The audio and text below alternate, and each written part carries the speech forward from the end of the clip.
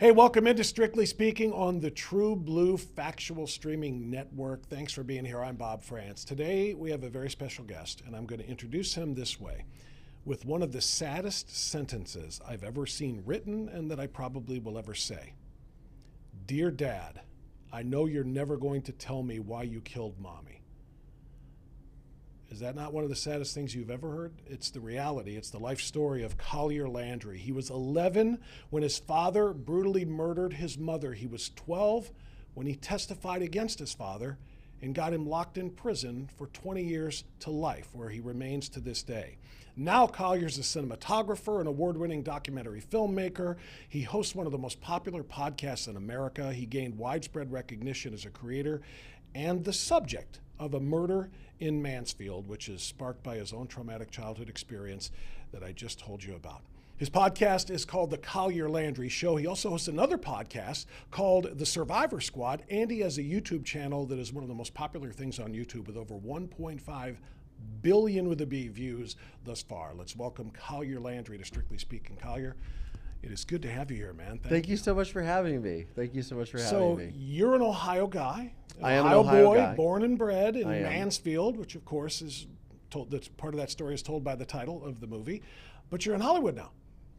Yeah, I have been in the entertainment industry for 20 years, and I moved to Los Angeles to do something with my story, and that genesis is, we were discussing before the show, you know, I was in music school here in Ohio. I went to Ohio University School of Music, and then I went to Oberlin Conservatory, dropped out, and moved to the West Coast, partially because of the weather, but also because I was driven to do something with my story. And I didn't know what it was going to look like. I thought, okay, I'll become a rock star, become famous, tell my story and help people and change the world, or I'll become a filmmaker, tell my story and change the world, you know? And that's what I ended up doing. And the result is a murder in Mansfield. And then after that, I had started the podcast, which was originally called Moving Past Murder. Now it's called The Collier Landry Show. And I also host the Survivor Squad podcast. Now I do have to correct you on something. As much as I love to hear this, my channel on YouTube does not have 1.5 billion views. I wish it did. My personal channel has millions, but I have directed and shot videos on YouTube for some of the biggest names that have over 1 billion views of content. So as a content. So as a content creator, as a director, as a cinematographer, because that's what I do. That's what I did for a long time as a trade until I started putting myself in front of the microphone and in front of the camera, which is something I wish that I had done from the start. But you know, we all go through this genesis. Well, yeah, but a transition from whatever you want to, whatever you think you want to be, to what you actually can become. And by the way, as we mentioned a little bit off the air before we got started here, you've done everything that you set out to do when you went to Hollywood. This is, I mean, when people say I want to be in show business, what do they say? You either have to move to Hollywood or you have to move to New York, and you have to bust tables or do something to try to find your break. You went out there with the goal of being a rock star or a movie maker or, you know, a celebrity of some sort. You have achieved everything except for the music. Are you doing any more music? I do. Yeah, I do music for fun, and I do it on my channel and stuff. But I, you know, it's a weird thing. It's weird to hear you say that, because yes, I did set out to accomplish the goals, and of course I have way more now, and it evolves naturally, right? But I went out with a specific purpose. I didn't know a single soul, and I was like, I'm just going to figure it out. But I was always a very creative. What does that look like, though? I mean, because like I said, I mean, I'm going to, you know, I've been doing radio for 25 years, and I've been doing TV for less, but enough. I've never said this out loud. When I was teaching school, that was my first job out of college. I was teaching. I had a weird, bizarre dream of wanting to become an actor.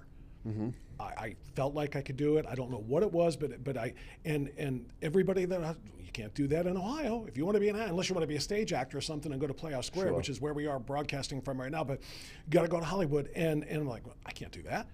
People who do that end up either getting, you know, like I said, chewed up and spit out because it's impossible, but you just said it. You went there knowing no one, and you made that work. Tell us what that really looks like, because I was too much of a coward to go try it myself. Well, I mean, okay, so here's the thing. So it ends up being, and nowadays things have changed so much. We have these mobile devices, we have YouTube channels, we have TikTok. There are so many more opportunities to create and get yourself out there that didn't exist 20 years ago. They didn't exist 10 years ago, really. And for me, it all goes back to my story, right? And whenever I interview with people, whether it's on a true crime podcast or your show, or I've been interviewed a lot, or interviewed for Esquire, all these magazines, New York Times, etc. It always goes back to like my tenacity, which goes back to my childhood, which goes back to the fact that I wasn't going to let my father get away with what I had felt was murdering my mother, which was what I thought I heard. And I convinced one police detective who I saw yesterday, because I'm visiting Ohio, and he was talking to me again. He's now 80 years old. He's the same age as my father. And he's like, he said something to me yesterday, which I didn't even know, is because I always say no one believed me except for one detective, which I always knew was true. But he told me that the prosecutor, when he was going after my father, based on the word of this then 11-year-old child, was like, I'm not touching this case. So it really was what I always thought, which was me and him versus the world. Because I was able to convince him, like, I heard my father, I heard this happen. My mother is missing. She would never leave me. These are the clues that I found. Here's the photograph of the house that I found.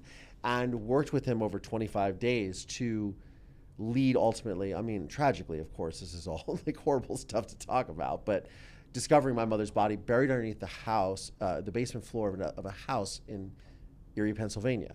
I'm from Mansfield, Ohio. It's like 5 hours away from Erie.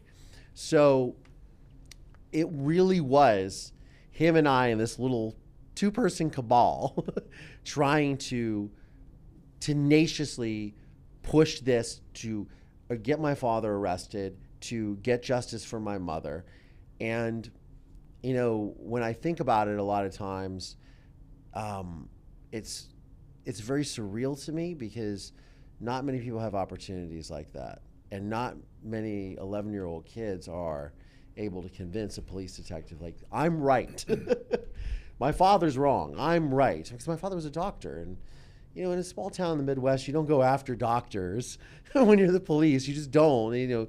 Upstanding member. My father was a womanizer. He was well respected, right? Though. Professionally, anyway. He was well respected within the community, not with his peers, because he was messy.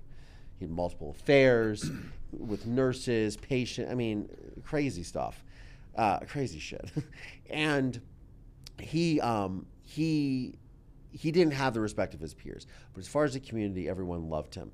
I think at the time of his arrest, they had estimated, so I come from Richland County, so heart of Ohio, and I think around the time there was like 30,000 people in the county. They had estimated, the prosecutors estimated that my father had seen almost 80,000 patients. So it's almost 3 times the amount of people in the county, because people were coming in from out of town to see him as a physician. Mm-hmm. So he was popular. And many of those people didn't even know my father was married to my mother. So it presented a really challenging scenario when confronting this man who was a monster, who was abusive to my mother and I growing up. Emotionally or physically or both? Emotionally, physically, everything. And, I grew up in fear of my father. I grew up, living in that sort of fight, flight, appease mode, but always appease. Don't make daddy mad, because my father was apoplectic. He was a rageaholic. He could just turn it on like that and come after you. And I never really quite understood why. And I think, obviously in this line of work and talking to people who are trauma survivors, you get a lot of people that are, children of alcoholics or drug addicts, and they deal with a lot of those massive emotional mood swings that lead to abuse and domestic violence and things of that nature. My father didn't have any of that. He wasn't a substance abuser. He was an alcoholic. He was just a rageaholic, and what I pretty much convinced is a psychopath and a narcissist. And that is something that that I had to deal with. So to answer your question in a very roundabout way, I learned a tenacity as a child that no one was going to do anything for me or really take care of me once I lost my mother, and that because I was abandoned by my whole family. So after my father's arrest, and we'll go back into before the arrest, but both sides of my family abandoned me. My mother's side of the family told me verbatim, we don't want to take you in. This is like my godmother and my godfather. So my father's brother was my godfather. My mother's sister was my godmother. You're an only child, though, right? I was an only child. And my mother and father had adopted a little girl from Taiwan 6 months before her murder. But for the majority of my life, I was an only child. And I also have a half sister who was born 12 days before my father was arrested that he had with his mistress. But that's a whole other story. But the thing is that they both sides of the family said, we're not going to take you in. My father's side of the family was angry at me for my father's arrest and wanted me to say I made everything up and it was bullshit, even though I heard him murder my mother. And we'll get back to that night. But my mother's side of the family said, we don't want anything to do with you because you look like your father. So I realized at a very young age, I was not even 12 years old at that time. I said, it's me. It's just me. That's it. I went into foster care, and I just thought, okay, I'm going to have to figure all this out. No one's gonna come to your rescue. No one's going to take care of you in a way. Nobody's going to support you. You're on your own, and you better figure this out. So that's like the whole way that I've approached life, and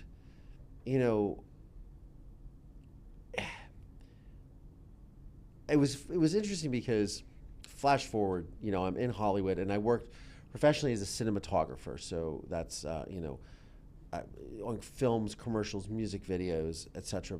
Because I wanted to learn the craft of filmmaking because I wanted to tell my story, and I didn't know what that was going to look like. But I was like, I'm going to figure something out, right?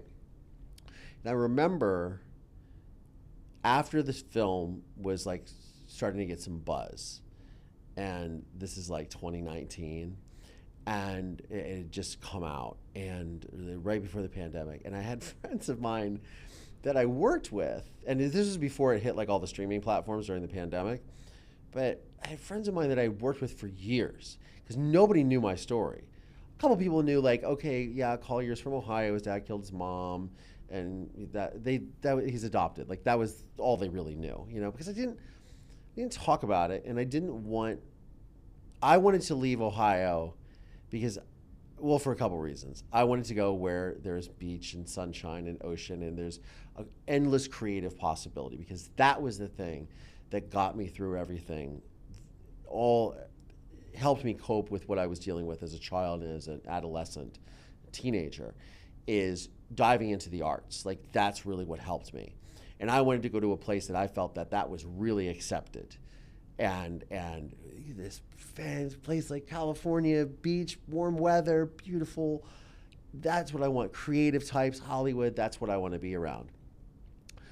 But my friends had said to me, colleagues of mine for years, they're like, so I saw that you have a movie about your, and I was like, oh yeah. And I got a 2-time Academy Award-winning documentarian, director, Barbara Koppel, who's won 2 Oscars, amazing documentary filmmaker. She even has her own exhibit at the Academy Museum in Hollywood. And she, I convinced her to direct it, and we made it. And they just looked at me and they were like, you always told us that you were going to tell your story, whatever that story was. I remember you talking about this, like, oh, I'm going to do this. But they said, do you understand how many people come out here with that bullshit story? They're like, I'm still writing the script that I said I was writing 20 years ago, that I was going to make into a movie. Like, you actually did it. And I was just like, well, yeah, isn't that what you're, like, yeah, that's what you're supposed to do, right? Because I sort of come from this very, I don't know if you want to call it pragmatic or Midwestern or what, conservative, I don't know, what do you want to call it? I come from this school of thought that you do what you say you're going to do.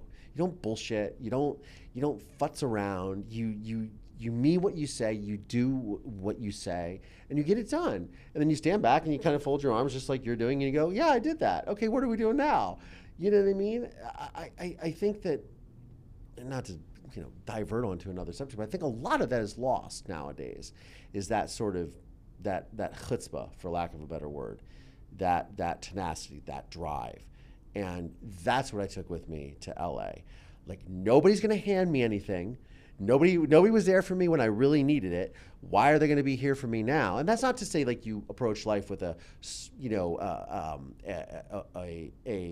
aggressive or not a woe is me, but a very like sour outlook on life. I'm a perpetual optimist. The glass is always half full for me, despite everything I've been through.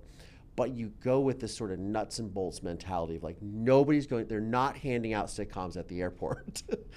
Nobody's going to give you a chance until you fight and make it yourself. And that's what I was able to do. And yes, I mean, with a lot of creative endeavors, sometimes you make money, sometimes you don't. That would be the last thing, is like, hey, I want to make some big money. But if I was to literally walk out this studio and get hit by a bus and that was it for me, I can go meet my maker, whoever that is, and know that I did everything I wanted to do, that I set out to do something, because there is nothing more satisfying in this world than saying I went through this circumstance which would break 99.9% of people down into pits of despair, maybe addiction, perils of addiction, maybe suicidal thoughts, suicide, things that cripple most people. And I took that really bad shit and made something. It's like you take coal and you turn it into a diamond. Did you face any of those things? Did you ever have a point where the trauma was so much that you faced some depression, maybe some anxiety, maybe some substance, any of those kind of things? Well, I never was suicidal. I never was, I never thought about like taking my life or anything like that. So I'm very fortunate. I never really delved, I never had any depression, and I didn't start drinking until I was in my like mid to late 20s. Drinking in college a little bit, but you get in Hollywood, and then I cut that out during the pandemic because it was like, it wasn't making me feel good. I was like, you want to have a good outlook on life, but no, I never like dove into like the drug scene, the hardcore party scene. I never got sucked into that just because like you feel like shit, and it's like just seems like a waste. Are you spiritual? Oh, absolutely, 100%, for sure. And I ask that because I think you're right. 99.9% of the people, if they were to endure what you did at 11, your mother get murdered by your father, you have to testify against your father, you lose both sides of your family. Everything that you just described would have driven people into one of those things, and you didn't. So when I ask if you're spiritual, and I'm wondering, I guess out loud now, if that wasn't your mom guiding you, because she couldn't be here for you because of what happened to her, you had nobody. Yeah. And I'm wondering if it wasn't your mom that steered you away from all of those demons that would have been very easy for you to succumb to. Sure. I mean, and look, like I lived in Hollywood. I had fun. I went to parties. I partied. Like, I'm not saying that I'm over here some angel, right? But I didn't succumb to any of that. Like, it didn't take me over. I wasn't like, I think the thing that I probably struggled the most with, that I still even struggle with this day, is like self-esteem or self-worth. And it's very interesting because, we judge books by their cover, right? So I come into a room and people look at me, and I remember it was like a party trick with my friends who were my really close friends that knew my story. They would be like, oh, good-looking white boy. Oh yeah, like tell us what it was like to be like the high school football captain and what easy life you've led. And my friends would be like, just wait till he just knocks your socks off with his story. Yeah. And I would tell my story at a party or something, maybe mid-20s, and they'd be like, wait, what? Like, what? You? And I'm like, just because you see this on the outside doesn't mean, and then they're like, well, what is your secret? So back to the spirituality thing, like one of the key things that I think that is fundamental to getting over any sort of extreme trauma, and this is, I'm not up here to pontificate or say it's easy or sell anybody a bill of goods, because it's not. It's really tough stuff. But you have to forgive. You have to forgive yourself. You have to forgive the person that has wronged you, and you have to, even if you're not in that full phase of forgiveness, you have to have an understanding of forgiveness that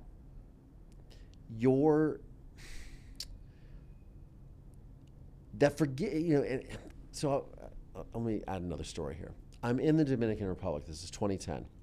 My father was up for parole the first time in 2010. And I had gone to see him in prison. And I maintained a relationship with my father. Wait a minute, hold on, 2010? This is 2010. And how many years had he served at that point? He was in for 20 years at that point. So that was, okay. Yeah, so he was up for parole. So this happened 1989. 1990. Yeah. My mother was murdered New Year's Eve, 1989. Got it. Okay. 1990. So I had gone to see him, and I had taken this job out here. It was my first film job ever, and was filming these motorcycle stunt riders. But I'd taken the job because I wanted to like see my father and you pay my bills and, figure out what I wanted to do with a career. But I was always, very, very much, I always realized that I would need my father's participation in anything I was ever going to do with my story, because he was, essentially the crux of it. My mother's not alive. He's the perpetrator, and I'm the co-victim, if you will, right? The homicide survivor. But he's an essential part of this equation.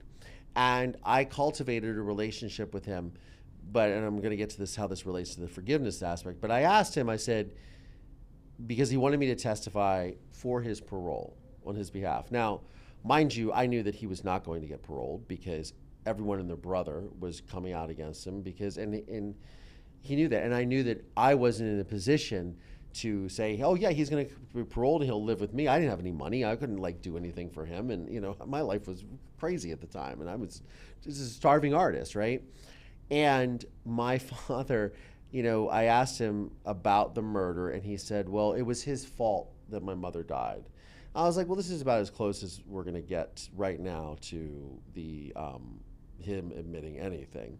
So I was like, okay, he was responsible for her death, whatever that was. There was no story about what he sells in the film or anything like that, which was years later. But I was like, okay, I can take and run with that. So, okay, sure, I'll vouch for you. I'll say you can be paroled. They're not going to listen to me anyways, which I did. And they were like, okay, well, what's your plan? I was like, well, I have no plan. I have no plan. They're like, oh, okay. I'm just here just trying to be the good son. Because I wanted my father to participate in what I was eventually going to do with the story, right? Whatever that was going to look like. A couple months later, I was in the Dominican Republic. I was with these motorcycle stunt riders. We're filming. We're stuck in our hotel room. We're waiting for the rain to stop. And they asked me about my story because they're from Ohio and they kind of knew. And I said, well, I had to, at a very early age, forgive my father when I was a teenager. Because my mother, you talk about my mother and the spiritual thing, my mother had come to me in a dream and she said, you need to forgive your father, because holding on to anger is not going to do you a damn bit of good. You're cutting off your nose to spite your face, Collier. This is like things my mom would say to me as a child, but then in this dream, she's saying this to me, and I was like, okay. And that's when I consciously, I think I was like 13 or 14 She was at your the only time. confidant, right? I read something about Yeah, that. I mean, my mother and I were, I was her, I was her constant companion as a child if I wasn't in school, Mm-hmm. And I think in a lot of ways, because she did not have a husband in a way that a normal husband supports a wife and a family, that she leaned a lot on me, which is one of the reasons why when people watch the film or they see my testimony and they're like, I haven't changed. Since 11 years old, I have not changed. I'm just a little more gray hair, a little bit bigger, you know what I mean? A little more wrinkles, but I'm the same kid. You'll see me. I'm animated. I speak the same way. My mother treated me like a little adult. So it wasn't like a normal 11-year-old or 12-year-old when I testified. And I was, like I said, I met up with Dave Messmore. I was home for the holidays. Met up with Dave Messmore and his family, who's the investigator who believed me and who put my father in prison. And I arrested him. And, you know, he was like, he's like, I have grandkids who are now your age, the age of you. And there's no comparison. You were like a little man. You were just so well spoken, and we believe that that's because your mother treated you like a adult, which she did. Mm-hmm. She talked to me about adult things, and it was, you know, within reason, of course, but, you know, things about life and living a good life and books and education had such a high priority in my household. So I was well prepared. So I was talking to them in this hotel room about this forgiveness. I had this dream.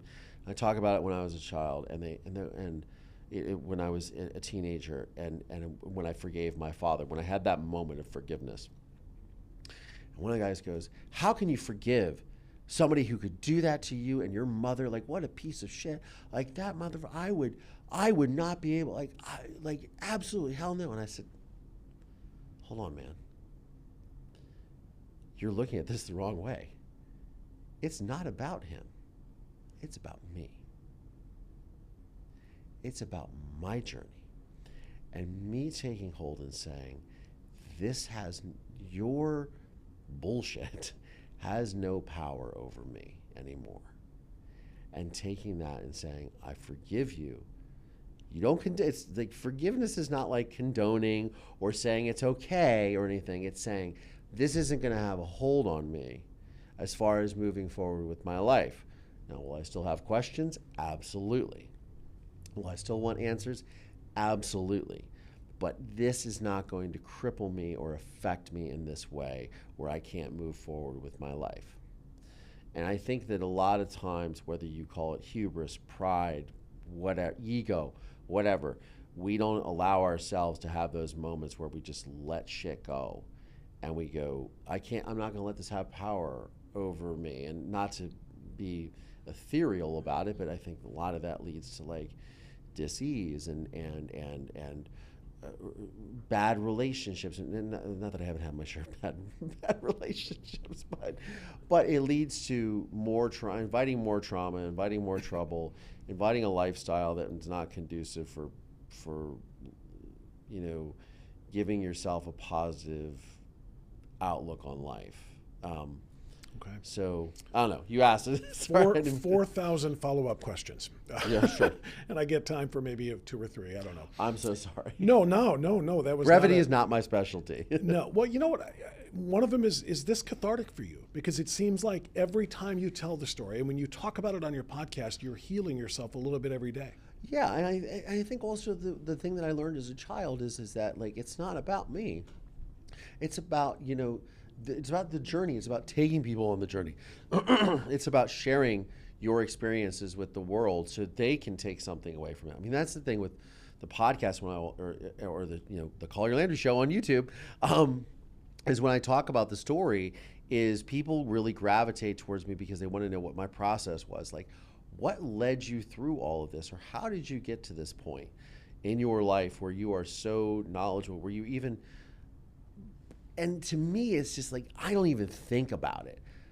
I remember I moved into this building during the pandemic, and my neighbor, he was ironically from Cleveland. I had 2 neighbors from Ohio in this building in Santa Monica. But he came out and he goes, and I was walking my dog, and he goes, he's just like, look at me. I was like, hey, what's up, Jerry? And he goes, so I saw your film last night. And I was like, oh, what did you think? And he goes, he's just shaking his head, and he goes, how you're not curled up into a ball in the corner of your bedroom, muttering to yourself. He's like, you're an outlier. Like you should be under a bridge with a bottle and a tent, and no one would blame you, by the way. Like you're the guy that's like, they wouldn't be like, oh, he'd be like, he had a really rough go, I don't know. It just never. And you realized that, right? Yeah, I know I'm an outlier. right? You Yeah, recognize I guess so, but to me it just feels natural. It just feels like that. Like, what else was I gonna do? I mean, that's the thing that I think that's probably. One thing you could do is that human natural emotion, not vengeance, but anger and rage because of what you were robbed of.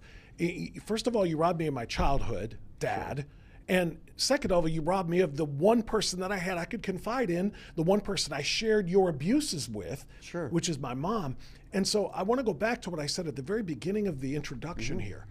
That letter you wrote, Dear Dad, I know you're not going to tell me why you killed Mommy. Tell me how you in his response to you, because then I read what his response was, the way that he basically attacked you and made you out to be the bad guy, the kid, the victim in all of this. So yeah, Collier, I mean, people are probably wondering, where's that humanity, that human natural instinct that says, F you, you son of a bitch? Yeah, but what does that do?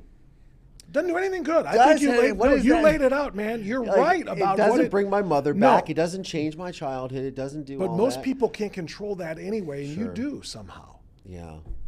How did you first wrote it? What about before you found the clarity, or did you always have it? When you were the kid who wrote that, how old were you when you wrote that letter? I was 13. So a year after he's been into prison. Yeah. Okay, year after you testified, sending your dad away.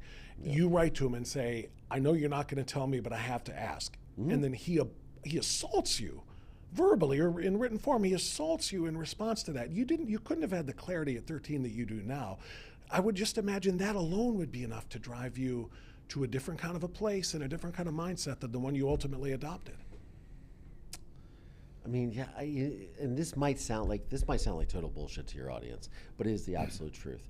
Never once in my life did it ever occur to me to go out and just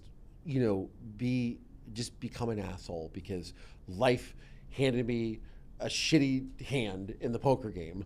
Like, I got all twos or whatever, But you could have been an asshole to him. I got rags and I want to throw. Maybe not to everybody else. It's just never, just nothing, because I just thought there's nothing good that will ever come from this. But guess what? If I have one little perspective change, maybe something good can come from this. Because I already know that the outcome over here is 0, right? That's not going to change. I can scream, stomp, yell, get in his face. That's not going to change the fact that he murdered my mother and put me through this living hell and fractured my family so far that it's unreparable, right? That's never going to change. But maybe over here, I got it's like Dumb and Dumber when she's asking Lauren Hutton or whatever her name is, like, what kind of chance? She's like, more like 1 in a million. And he's like, so you're telling me there's a chance? It's the same thing. Yeah.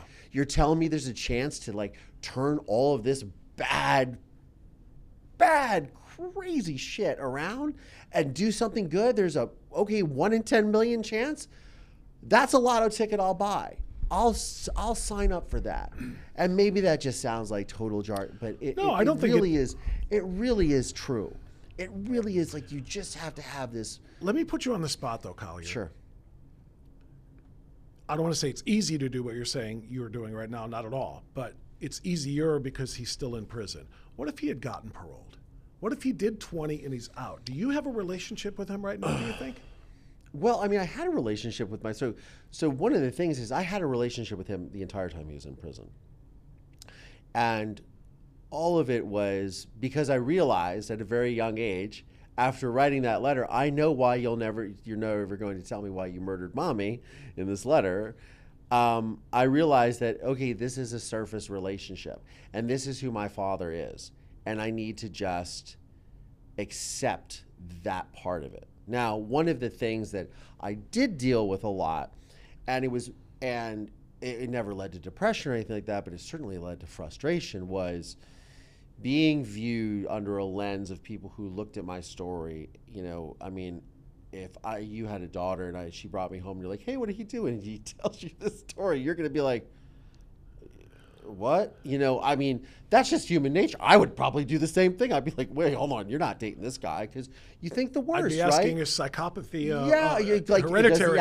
Does the apple fall far from the tree? Right. So I grew up under the stigma that you're gonna, apple doesn't fall far from the tree. You're going to be this type of person. You're this, and that was one of the things that led me to make the film, is because I wanted to find out, and I thought it was very necessary for me to put the final stamp on my life and move on, to find out why my father murdered my mother.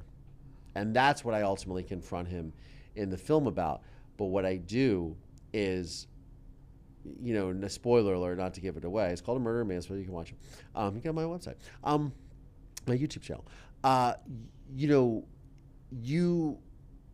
I come in there, and my father's in a really jovial, happy mood, because my father thought that I was going to make a film to help him get out of prison. Really? Yes. Why did he think that? Did you tell him? No, is that how you got him to agree to it? Because he's a narcissist. It's all about him. Why wouldn't I be doing it? He's such a great guy. My father thinks that he's a great guy. My father thinks that, like, he's a victim. Like, that's the thing when you deal with people at this level. And I had to learn all this. This didn't just come overnight. Like, I had to, like, slowly learn. You knew from the beginning when you went to Hollywood, right? I mean, because if I'm going back to an early part of our conversation, sure, one of the reasons you went there was because you wanted to tell this story. Oh, 100%. And in the process, expose him for being the murderer that he is, and his denials are no longer going to stick. You're going to put it all out there on film. Yes, in some way, whatever that was going to be, whether it was going to be a scripted series, whether it was going to be a documentary, I was going to do something with the story and share the story with the world, because I always felt like,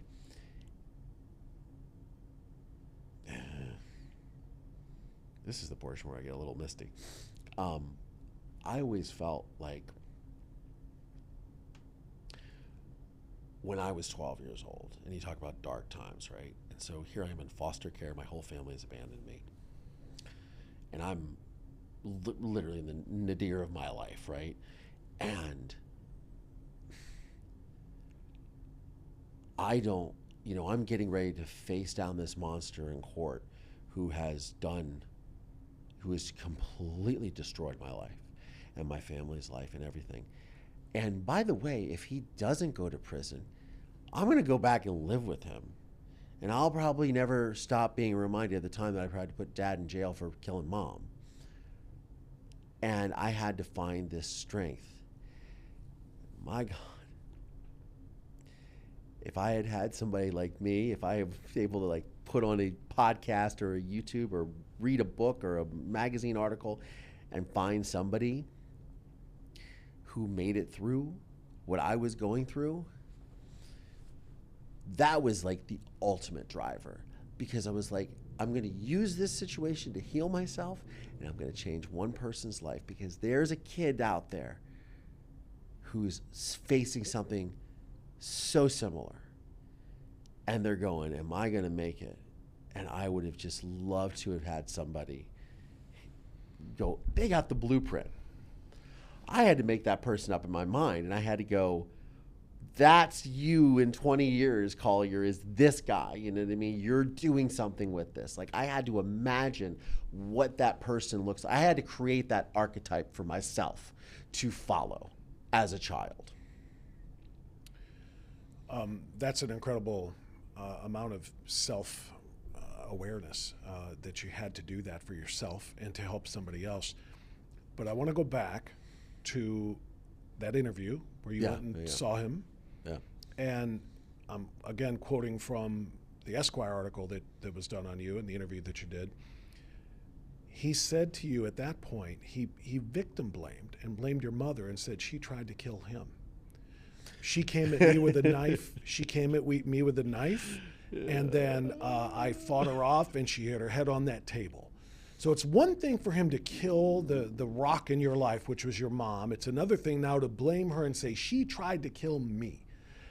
How do you process that, especially at that age? Well, I'm going to interject because there's a part that's missing from that. Okay. So what it starts is, so to give a little backstory to the audience, so I had convinced the state of Ohio to allow me into the prison with cameras, because they said no.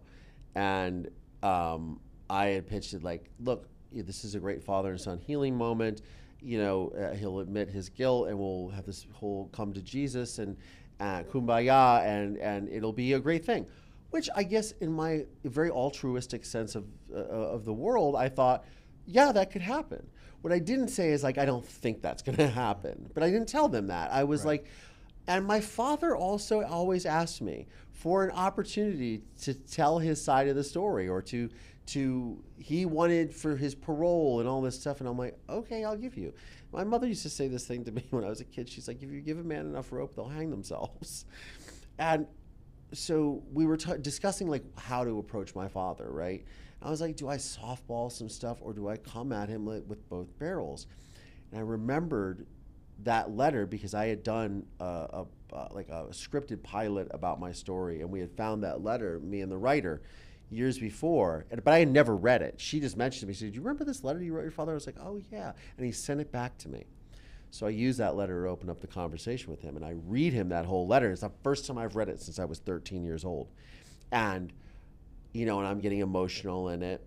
And the first thing my father does is I hold him up the envelope and I say, refuse is what he wrote. He wrote on the outside of the envelope. He read it, put it back inside the envelope, wrote refuse, signed his name, and sent it back to me. I said, you wrote refused. Why? And I wanted to hear what he said.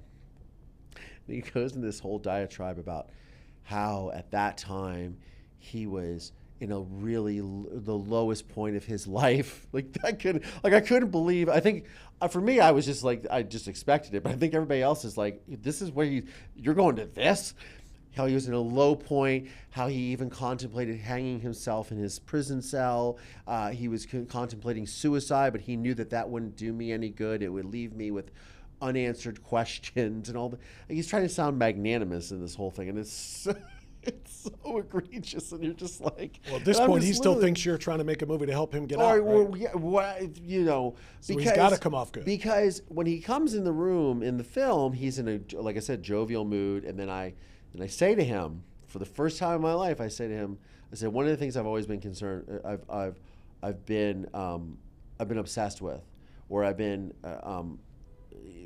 dealing with my life, ever since you murdered my mother, is the consequences of violence. But I say, ever since you murdered my mother, it's the first time I said that to him, and you can see him kind of, oh shit, this is like really happening.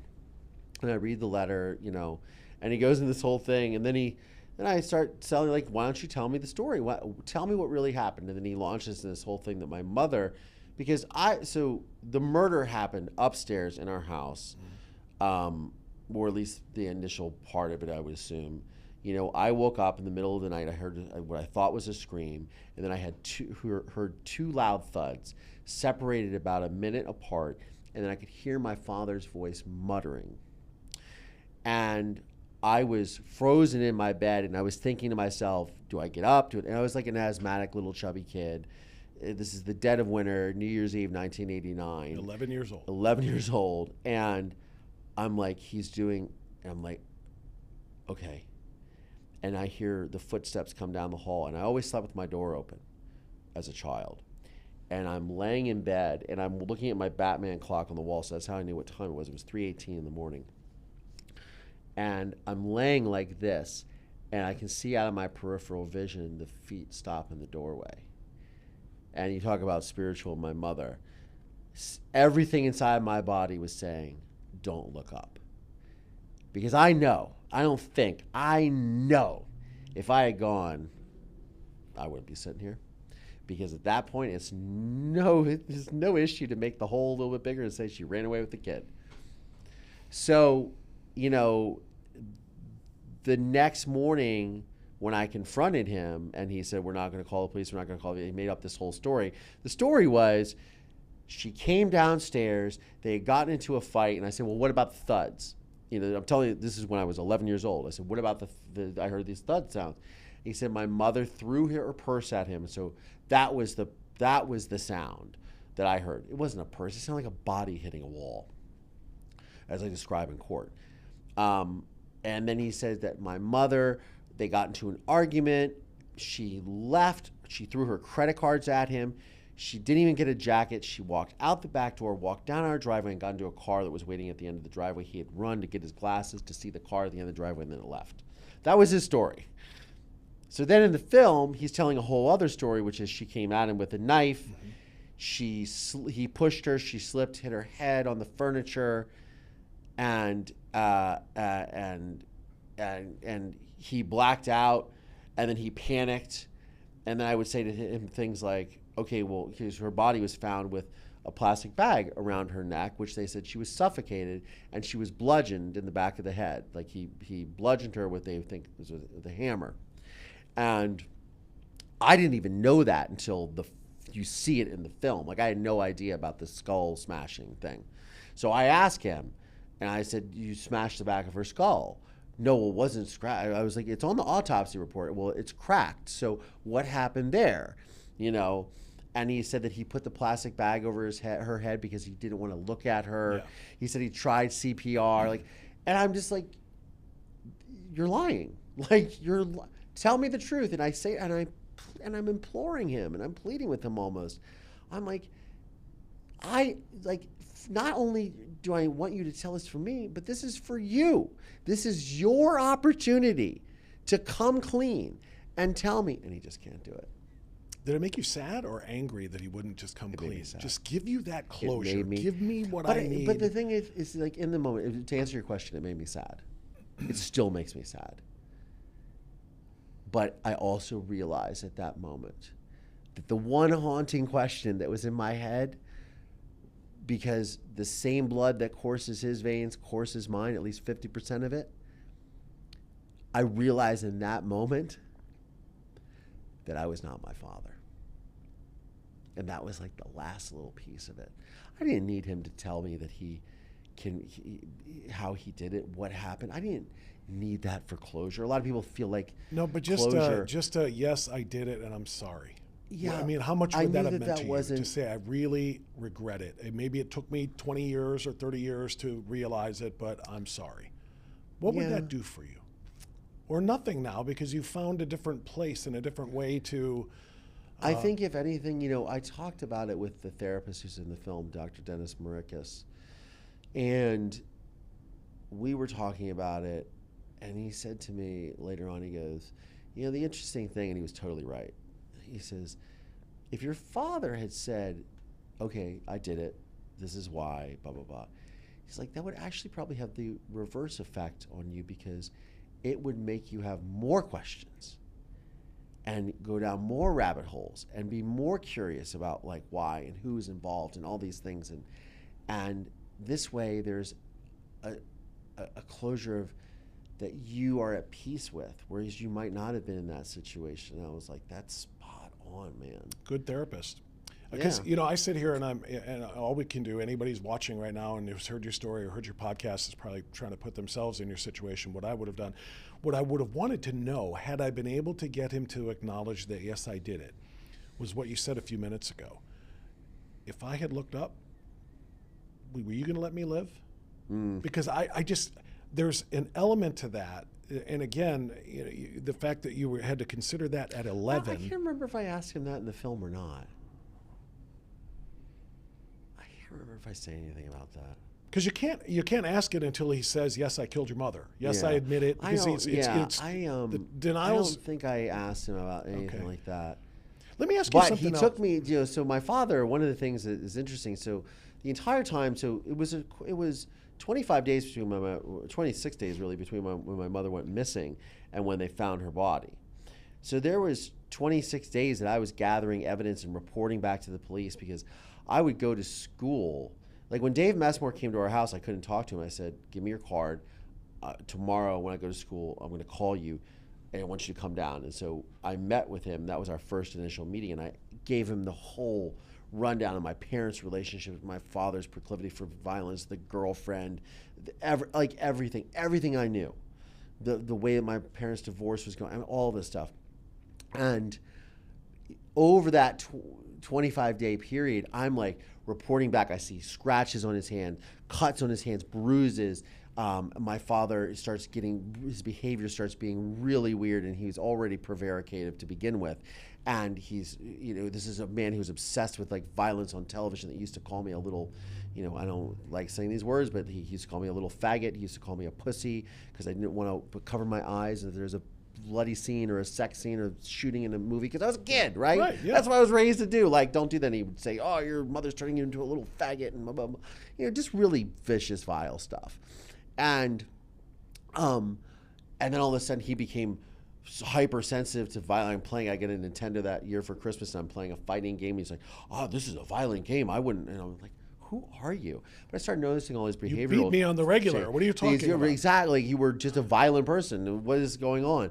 But the real key is I could see after a week, 2 weeks, 3 weeks, my father was becoming more. He wasn't violent or apoplectic or anything, but he was under a lot of duress, because I think he was trying to figure out, like, why are the police? They kept coming every night. Dave Messmer kept coming to the house every night, and he would be there with his divorce attorney, and Dave would be like, "I just want to talk to the doctor for a little bit. Just want to ask him some questions." And I think they were starting to find, and I think he was wondering where all this heat is coming from. And then it wasn't until he told me, he said, I think, because my father's, during this time that my mother's missing, he's saying how my mother left us as the family, left us high and dry, all this stuff. And I'm just looking at him just like this, like, you're full of shit, man. Like, you've done something to her. Like, no, you took her away. But I can't say that, of course. But he says, he's like, I have a medical convention in Florida. I think we should take a father and son trip, because, you're taking it really hard that mommy's left us in this position. And the thing is every year we would go to Clearwater Beach for medical conventions, except for this was the middle of January, 2 weeks after Christmas. And those were during spring break, when families can go down and go to Busch Gardens and the beach and all that stuff. And I told Dave Messmer the next day, I called him from school and I said, he wants to take me to Florida and I'm not going to come back. You knew that. I knew that with 100% certainty. And I ended up finding out later from the judge in my father's trial, who I interviewed on my podcast, that he had a guy who was a fixer in Florida, because he had a girlfriend that was living there. And I went with him with my mother, but we didn't know it was his girlfriend's apartment. My father told me, because my father had these dual lives, right? So he would tell everybody that he was a naval war hero, stolen valor type stuff. Yeah, naval war. He had these outlandish stories about, like, he told me he flew for the Blue Angels and stuff. My father was never in combat. He was never in the Vietnam War. He was stationed in a medical hospital in Dahlgren, Virginia, where I grew up. He was not in the war. Did not fly planes. He was not a lieutenant commander. But he would have these photographs taken with all these. He would have more medals than the Joint Chiefs of Staff, and he would have these on his wall in his office. He was a war hero and all this stuff, telling all these stories out of, like, Top Gun or something. And so I knew he was a liar, and it was, like, all bullshit. And especially when my mother started telling me, because I would always be like, well, if my dad's a fighter pilot, I would say that to the friends, because you're a little kid, you don't know. But then you start to find all this stuff out as they're getting a divorce. But so he had this girlfriend down there, and he had taken a couple of years ago when we were at one of those medical conventions, and he was taking photographs. He was telling me he was doing spy work for the Navy, but it was really, I found out later on after the trial and everything, that he was spying on the girlfriend, his ex-girlfriend, while he's with my mother and I, and taking photographs of her because she had a new boyfriend. And later on during that trip, he went in and stabbed a note through her door and took all her clothes and urinated them in the bathroom and destroyed her place and everything in a fit of rage. And he had a fixer down there. And so that would have been, I would have drowned in the Gulf of Mexico mysteriously. Wow. It's scary. Scary stuff. This is going to be a little trivial, I think, to the entire story, but I'm just fascinated by the idea of your 12-year-old self being on that stand. Yeah.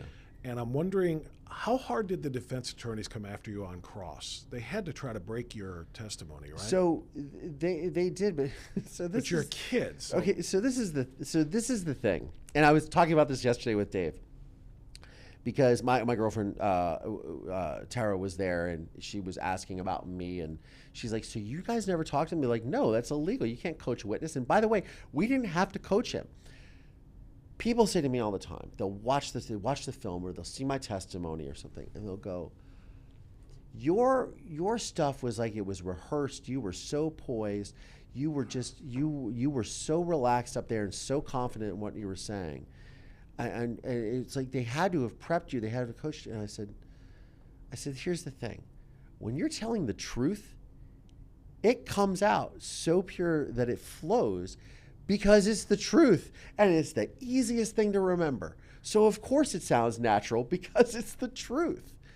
And when they were cross-examining me, I was telling the truth. So they couldn't, there was no way they could screw me up, because I was telling the truth. And I would correct them and say, no, that's not what happened. This is what happened. No, that's not what happened. This is what happened. I would repeat myself because I was telling the truth. And that's all I ever wanted to do, was to tell the truth. How often do you talk to him now? I haven't spoken to him for a few years, since probably the pandemic, but I haven't seen him since the film. Okay, I was going to say the Esquire thing. They quoted you as saying that everything he's ever done is bullshit, and I'm done with him. And it says you didn't plan on speaking to him again. And I asked that only, Collier, to kind of go back to the whole thing about what if he had gotten paroled. You said, well, I've already had a relationship with him all through his time in prison, but it's surface level. If he was out, you're in L.A., he's in Ohio. You come here where you are right now. Are you ringing him up and, hey, Pops, you want to grab lunch? Is there a relationship there because you've forgiven him in the interest of your own self and all of the reasons that you described? Are you in a relationship with him in that regard that's more than superficial if he's free today? So it's interesting. Remember I talked about the little show that I did before the documentary? We were coming up with this concept. Right. That was the concept, is that the son, who is in Hollywood as a filmmaker trying to get his life together, the father gets paroled and he gets custody remanded to him by the state. And he's forced to deal with the father. That was sort of my little spin on this idea. Yeah, I would have, a lot of people were very afraid of that. And I think in a lot of ways, I don't think I would have him, like, if I had a child, or if I had, right. I think it would be very public. I don't think I would be sleeping in the next room next to him. I don't think that, because I do think my father is dangerous. But I could say with 100% certainty that I would have some sort of relationship with him. All right, that's again a remarkable thing, and again I think that makes you an outlier. I think most people listening and watching right now would say there's no way. Which brings us now to your Because I don't ever think that, like, people are really.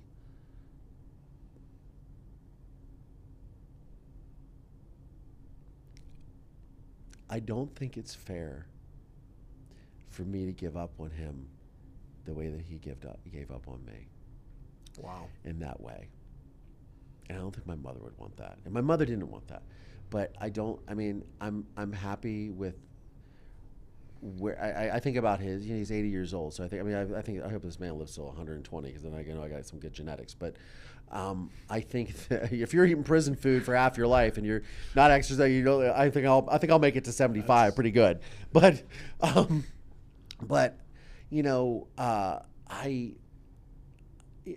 think, like, when I saw him in the film, and there's something, I was interviewed by the New York Times, and the guy was asking me, and he goes, he said, when I saw the film, he said, there's 3 seconds in the film that tell me everything I need to know about you. And I said, well, what is that? And he goes, do you remember, like, when, after he tells you all this bullshit and everything, and you get up and you hug him and you say, I love you, Pop. And I was like, oh, wow, I forgot about that. And he goes, that's the type of person that you are, and that's why you'll never be him. And so, yeah, I think I would have some sort of relationship with him. Absolutely. I think I would, because I'm still concerned about him. I still worry about him. And one of the things, when I came back to Ohio this time, I was going to try to see him, but I couldn't find out, like, because the prison system email changed. I couldn't figure out, like, what his state is, because last time I saw him, he was healthy, and he was this. I don't know if I could see him infirmed. I don't know if I could see him crippled or a shell of himself. I don't know if that would be healthy for me. And I don't know if that would be healthy for him. And I think that where we left it, it's in the annals of film history, that might be where that chapter ends, in me seeing my father, because I just think it's probably healthy for both of us. But yeah, I would probably have had some sort of relationship with him, or would have some sort of relationship with him if he was out. And I used to send him money and stuff. And when I would go to see him in prison, I would get rolls of quarters, and the card to go to the vending machines, and I would get him, like a child, like every candy bar, everything that was in I'd go in early so I could buy everything that was in the thing, and, like, here's the pizza sub, here's the salad 'cause you need to eat some greens, here's the donut, here's the this, and here's the coffee, here's the Coca-Cola. You know what I mean? Because I felt like, even though he's a horrible, horrific human being, like, he's still my father. You're determined to not be a horrible, horrific human being. Precisely. Let's talk about the podcasts. Yeah. Both of them. Yeah. And again, it used to be called Moving Past Murder, and now it's just the Collier Landry Show. And then you have the Survivor Squad. Do the people that you talk to, do the callers and the people that you interview who have, well, not callers, but the people that you interview, Sure. Do they share the same mindset, or are they coming to you to learn how you got yours? I think it's Because you talk to people who are dealing with their own trauma, of their own past violence in their lives, right? So yeah, so in the two podcasts are somewhat similar, but now the Collier Landry Show is more of focusing. That's why I changed the name to focus on more like I want to interview people that I'm interested in interviewing and interview people who not only have come through incredible circumstances out the other side or maybe still dealing with it, but also people who have like worked in entertainment, or I interviewed Sean Reck and he's made a film, and I'm interested in those people and intellectuals and artists and people that I'm interested in, right? Survivor Squad, where Tara, who's of Dirty John fame, she killed her father John Meehan in self-defense, and the whole thing was on Bravo. It was a huge podcast. We talk to survivors who have been through similar circumstances, sharing how their process of healing. So they're two sort of different situations, right, but it is all one and the same. And I think when people come to my YouTube channel at Collier Landry, or when people come to the podcast, the Collier Landry Show, they are wanting to hear about my process. Like when I do coaching for clients, or I go on speaking engagements, they want to hear like, what is it that led you through to become the person that you are here, that's living, functioning, and that's out in the world, that doesn't hate life and have a sour outlook. And they come for that, and they come for that support too, because I feel like, and for the longest time I didn't understand like true crime, and there are many very successful true crime podcasts that make millions of dollars, and mine is not one of them, but it is yet. But I always was like, why do people listen to true crime? And then I realized from my audience, from people who see the film that reached out to me, some people never get to the position that I'm in, where not only have they made peace with it, but they've gotten justice, or they felt like they were heard. Their loved ones still may be missing persons cases, or they might be coming to grips with their own personal encounters of whether it be sexual violence or physical violence or domestic abuse of a parent or loved one, or spousal abuse. Those people come because they want to hear, much like I wanted to hear as a kid and had to create this archetype of who's sitting in front of you now. They want to know it's okay for someone, so I'm going to make it too. I might not get that, but because they got that, I got something from it. And that's a really cool and powerful thing. Yeah. It's interesting, because I asked you before about the catharsis of all of this. It really does seem like, and maybe that's what you use the Survivor Squad for now, that part of it, to continue to talk about your story. The more you talk about it, the more you kind of... And I share my father's letters from prison on my podcast, on the Collier Landry Show, and all the past episodes, which are all moving past murder or moving past trauma. I share letters from prison, because it exposes like manipulation, narcissism, gaslighting. Because I have 500 letters. I mean, they're a big part of my film. Me reading these letters where he writes these really vile things, blaming me, victim blaming my mom. I mean, I have episodes of like he blames my mom for her murder, or of talking about all this just crazy, outlandish nonsense.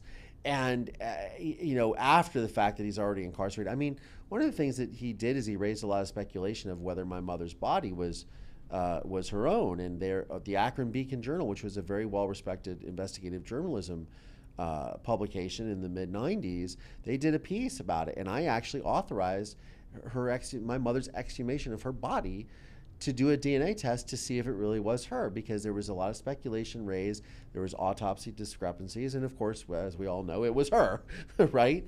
But I was, again, in my own personal process of healing, I was like, okay, well, let's see about this. If there are some questions being raised that other people think that maybe it's not, maybe it is, okay, well, let's put that to bed. But we have this opportunity, let's do it. You know what I mean? I do. And it's really an amazing thing too, because it's almost like you're part of a 12-step group. Like when people get together, hi, I'm Collier, and here's my story, but you tell it to 12 million people instead of a small room full of people with all of the people that you reach, which again, and then I'm sure they do the same thing. The people that you interview, this is how they kind of get past it. It's how they It's how they do. So that's almost philanthropic. Your work. You know, I mean, you're doing It this. feels like philanthropy, that's for sure. I mean, seriously, you know, it's charitable in many ways. What you're doing No, for it people is. and what you provide people. And that's Look, a that's the phenomenal good thing. stuff. I sit here and I kvetch about, like, you know, money, but like at the end of the day, like, you can't take it with you. This is you know, for me, like I said, I meant what I said an hour ago. When if I walk out and get hit by a bus, I can leave this world and go, I did everything I could do, and Right. like I honor in the annals of history. Like people will see that film long after I'm gone, in the dirt nap, and they'll go, that guy did something with his life. He made it through. Look at the strength that this took. I can emulate this too, or I can find this, or I can help somebody like he's helped, and that is what builds a legacy, man. That is what, it's not that, that's how you really build monuments in this world. You build monuments that inspire and draw other people to action and let them know that they're going to be okay and give them hope. Like, hope is the greatest gift. You know, there's one word that has not made an appearance in our entire conversation, and I'm fascinated by why that might be. Because everything you're talking about, when other people talk about it in similar ways, there's no identical story to yours, but they talk about the grace of God. Sure. Are you religious? I'm very spiritual. And I know. I asked you about spiritual before, but I didn't say religious. And because, again, so many of the things, most people, when they say these things, I found my way to forgive the person who has wronged me and wronged my mother in this situation from God. It's the grace of God and so forth. But you don't go down that path. You're spiritual. What's the difference between spiritual for you in terms of how you feel and where you get your emotion from and where you get the ability to do the forgiving things you're talking about? The difference between spirituality and actual religion. Well, I've had experiences in my life, and This is not meant to be judgmental, by the way. I'm not saying you need to have God as a part of this. I'm just curious. well, I because mean, God is all around us, and God is Okay. Omnipresent, if you will. Yes. Right. But well, I was going to share a story. I don't know if I will. But yes, there is a without question a higher power that allows us all to.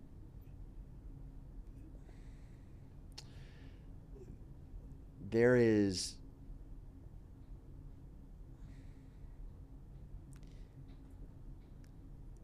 if you keep your heart open and you keep your mind open, you can allow things to flow through you. And they don't come from this world as we know it. And a lot of times, I've had experiences with that. I'll leave it at that. And I respect that. Was that prevaricative enough for you? Very much so. But direct as well? But one teeny tiny follow just to kind of get an idea of where you're coming from. Do you think that you will one day be reunited with Mom? Oh, sure, absolutely. So that's asking if there's a heaven. I believe there's a heaven. Okay. Absolutely. Because again, I don't know where that falls. It falls, I guess, in a different place for everybody as far as their belief in God or a Well, I mean, I spirit started and off so saying, forth, so. you know, I come from a very pragmatic background. Now, I'm Yeah. not terribly religious. I could, you know, we were the holiday Catholics. You know, go to put the holy water on. Oh, it's Christmas. Oh, it's Easter. You know, I did Holy Communion and confirmation, and I've also been to apostolic churches and all that, and I've, you know, Buddhist churches, Unitarian, Judaism. I've explored all of it, and because I'm very interested in all of these things that we as man have, that we feel connects us to a higher power, whether that's Jehovah, whether it's Jesus, God, you know, Allah, like Buddha, whoever, whatever. you know. So can I get real deep on you with one more then? So I think that, Go yeah, ahead. yeah. Well, you've answered the question. You'll be with your mom again, reunited with her one day. Will Dad be there? I don't know. I don't know. I appreciate the candor. You know, we'll find out. You're though. you're nothing if not candid and honest, and that's the reason why I think people love you and they love to listen to you and they love to watch your programs and watch the movies. Let's lighten it up here. Movie projects for 2024. What's coming up? Well, It's, you know what? It's interesting because it's all about the podcasts and the show. Okay. And in, you know, doing coaching and spreading the message and, you know, putting myself out there more and more. I'm very new to being the face of me because I was always the behind the camera guy doing it for people like you and creating content for other people. And now I've, in the last year and a half, completely started a whole new career of this is Collier. This is it literally, I call it the Collier Landry Show because it's always kind of been the Collier Landry Show. Like everybody's like, oh, it's Collier, you know what I mean? But like The my Truman life Show. is, You just like, didn't it's know like the the cameras Truman were Show. on you. Exactly. It's always been this like sort of thing that's always evolved, and that's what it's been. And you know, Survivor Squad in 2024, we've got great guests. We continue to do that. We're only 6 months into the podcast. We're doing great with that, and my show and just developing my brand is like, it's my new career. And the next film project will reveal itself when it reveals And the next itself. film project reveals itself when it There you reveals it. I mean, I'm always doing little things, shooting commercials and stuff, but I'm really focused on what the road is ahead. Well, for you me. are an inspirational human being. I'll tell you what. And whether you're an outlier or not, I guess it's a matter of, you know, other people's perceptions. But it's very unique to my understanding. And thank you for doing what you do. For all of the people who have suffered trauma, who are looking for an outlet, looking for some perspective, they get it from you. And I just think that's huge. So thanks for doing Strictly Speaking, man. It's so good to have you in. Thanks for having me, Bob. I appreciate it. Welcome back home to the cold weather of Ohio. Oh yes. I can't yes. wait to get back to that Cannot beach. wait. Right? You have no idea. Collier Landry, check him out. CollierLandry.com, the Collier Landry, Landry YouTube channel. Yeah, youtube.com/Collier. You can find me at Collier Landry /links. All my social media, I got 300,000 followers on TikTok. YouTube is 35,000. Instagram, everything is at Collier Landry. Numbers are crazy. Well, over 100 million TikTok views so far. We mentioned 1.5 billion views on YouTube with all of your content together. Yeah. It's just an incredible thing. But we want people to follow you and make sure that you do part. Website's getting revamped, so when you see the website, just know. Even more fun, something else to look forward to. Collier Landry joining us here on Strictly Speaking. Thanks for watching True Blue. We'll see you next time. Like, comment, subscribe, and hit the bell icon to be notified for all our new videos. New episodes dropping every Tuesday morning, and we'll have some of our favorite interviews from the vault dropping on Fridays as well.